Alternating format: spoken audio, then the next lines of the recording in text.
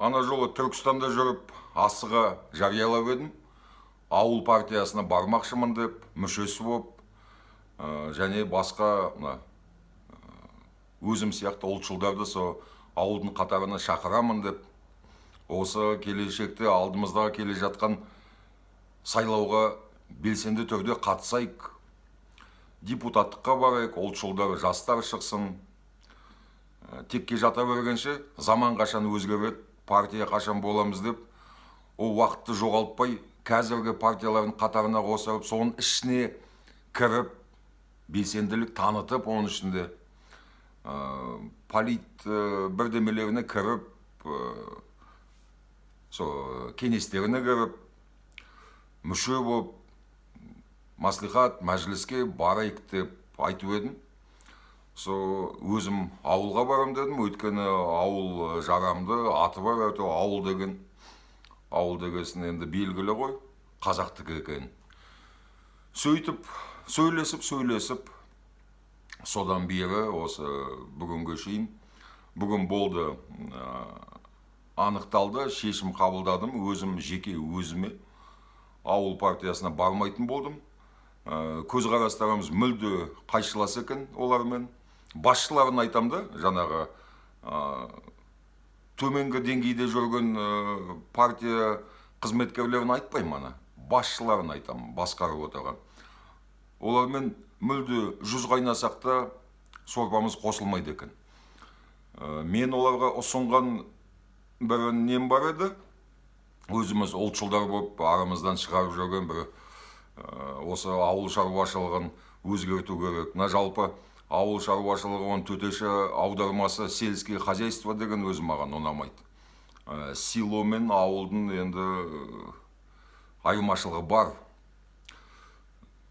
Ауыл ол бизнеске жатпайды, ол қазақтың көне, тарихи, ежелгі, дәстүрлі ата-бабаларымыздың қалған ішіндегі салты бар, дәстүрі бар, кәсібі бар, ата-бабамыздан қалған мал бағу, қой, жылқы дегендей.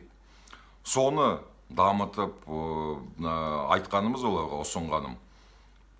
Ауыл боп, партия боп, өкіметке шығып, қазіргі Тоқаев жинаған кеңесі бар, реформа өткізетін.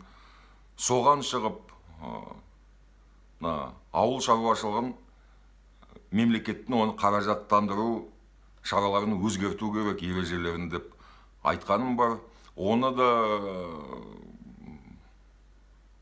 қолдамады.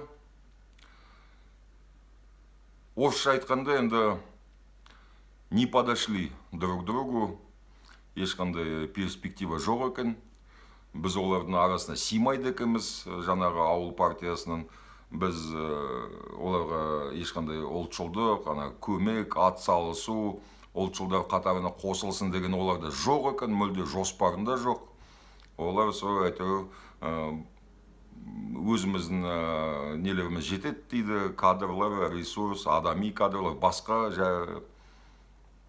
өзімізге жеткілікті бәрі, сырттан ешкім керек жоқ деді.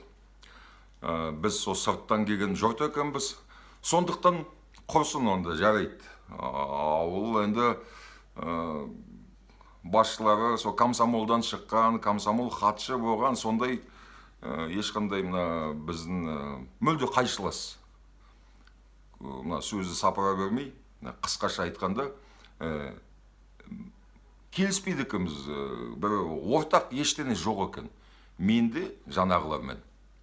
Менің айтқаным оларға, білмеймін, далбаса қиял болып естіле ме, олардың айтқаны маған жақпады. Коммунистердің сынары, бірақ бұлар ауыл деп атабаған өздерін. Мыналар компартия, мыналар ауыл, жоғарыда жүрген ана жағы, мына жағы бір сандықтан шықтым. Ұлтшылдардан сескенеді екен. Жарайды енді, о жерге сыймасақ не істейміз енді, маңдайымыз жер көкке сыймай, бір жерге сыярмыз әйтеуір. Біздің де кезіміз келер. Жарайды. Бірақ енді басқаларына ештен айтамайым, мен келіспедім, сендерді бет бұрындар деп. кім ауылға қосылам десе қосылыңдар. Бірақ маған болды, ауыл деген енді бүгіннен бастап ешқандай партия ауыл деген маған жоқ. Өзіме түсінгенім сол. Басшылары өзгермей, ауыл партиясы аты бар, ауыл деген заты ішінде жатқан білмеймін кімдер ана. Ауыл шаруашылығын өзгерту керек. Ауыл шаруашылығын мемлекет қаражаттандыратын субсидия, дотация, салық жеңілдіктер және басқа жәрдем бағдарламалары бар. Олар көбінесе соя, рапс, жүгері, бидай, мен оны айтқам, соған кетеді көбінесе. Кем дегенде 80% менің білуімше соларға кетеді. Тауық өсіретін тағы да бірдеме, Башконың птицефермалары, сүт өнімдері, Зенченко, көбінесе біздің ауыл шаруашылығымыз, саясатымыз мемлекеттің соларға қарап тұр, бет бұрып, қаражат көбінесе соларға кетеді. Қой, жылқы, оны бағып өсіретін 100% қазақ, оларға бюджеттен жаңа бөлінген ақшаның азар болса бір 20% жете ма, жетпей ма. Мен сол айтқаным басқаша бұрайық, керісінше 180 градусқа қаражат аналарға кететін.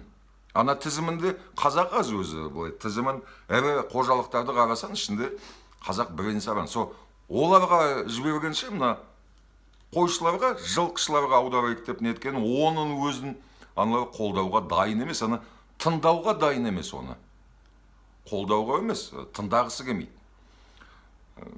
Мен қайдан білейін, енді аңқаулығым бар, ойлағаным, ауыл дегесін партия өздері бір жылы сөйлеп, маған күлімсіреп сөйтіп еді, мен жетіп бардым. Қайдан білейін, кешірерсіз. Кімді алдап нетіп жіберсем, сол қазақ болғасын енді ақ көңілдігіміз бар. Жетіп барып, олармен сөйлесіп, нетсем, ешқандай жақындық жоқ екен. Коммунистерге барғандай тен.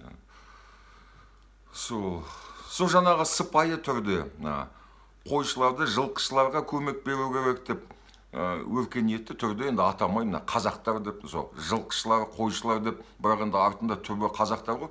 Соларға қаражатты жіберу керек, бюджетті басқаша санау керек, бөлінген қаражат басқаша есептеліп, басқаша бөліну керек деген, мал шаруашылығы деп артында бірақ қазақ қой, сөйтіп істейік деген оны ешқандай реакция болмады о жақтан.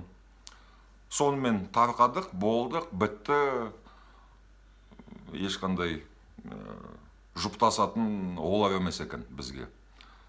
Мен енді өзім әрине, ұлтшылдығым біреуге ұнамайтын шығар, шенділерге, Нұрсұлтанда жүрген сол жағалауында әрине менің көзқарасым, менің айтқаным, істегенім және айтпаймын, бейне интернетте емес, оның сыртындағы іс-әрекеттерім әрине оларға жетеді, олар одан шошиды, үркейді, қасқырды көрген қой сияқты тұрбан етіп, қалт-құлт етіп, ортақ ешқандай келісім, ортақ көзқарастарымыз жоқ. Сол ағайын, енді бірақ алдында айтқан, біз бәрібір заман өзгереді, ұлтшылдар партия боламыз, сонда шығамыз дегенді қою керек. Ол заман қашан өзгереді. Бізді бірақ ұлтшыл болғасын, дәл қазір осы алдымыздағы 2-3 жылда тіркемейді. 2 миллион қол жинасақ та сылтаулатып табады себептер. Бірақ осы уақытты жоғалтпай біз саяси өмірге қатысайық, саяси сахнаға біз де шығайық, артында жүрсек те әншілердің. Бірақ микрофонға жақынырақ, залға жақынырақ дегенім. Сонда біздің көзқарас ұстанымыздарымызды шынайы өмірге енгіземіз деген бір мақсатым бар еді. Мақсатым және арманым текке жатқанша уақыт жоғалтып, әрқайсымыз ұлтшылдардың енді орта жасы 40-тан асқан қазақтар, жастарымыз көбінесе ұлтшыл емес, өкінішке орай. Жастарымыз көбінесе қазақ болса да қазақи, қазақ тілді болса да әлі піспеген. Мүмкін ол жастықтың несі шығар, жас адамдар өзі көбінесе сондай болады. Оларға саясаттың қажетіне, ұлтшылдық қажетіне, олардікі со жастардың өздерінің өмірі қызық қой. Мүмкін мен де қазір жас жігіт болсам, 25-30-да қайтетін едім, мен мына жерде бейне жазып, ұлтшылдар, ауыл әртүрлі біреулермен араласып, мен де жүретін едім, олар сияқты күліп, ойнап, құдашалармен. Сол енді таңдау өтуді, біреумен әйтеу бас қосып, мына билікке қатынасы бар, әйтеу мәжіліске қатынасы бар, шешім қабылдайтын жерлерге қатынасы бар, ықпал ете алатын, солармен қосылып, бір-екі тармақтарымыз бар, соны енгізсек жеткілікті болатын еді. Онда күте жататын едік келешекті, үміттеніп, келет, біз де шығамыз деп. Оған шейін құр қол жүрмей, сыртта қалмай, қатысайық, ойланайық. Енді мына жастарға айтатыным, әріптестеріме, қай жаққа барсаңда, ішіндегі ұлтшылдығыңды сақтап, ертең келешекте жарылған градустиктің ішіндегі ртути сияқты қайттан қосылармыз, бір ыммен, бір дыбыспен, сигналмен. Сол байланыстамын. Марғұлан Боранбай, көре жатайық, келешек енді біздікі деп өз-өзімізді алдап қойайық.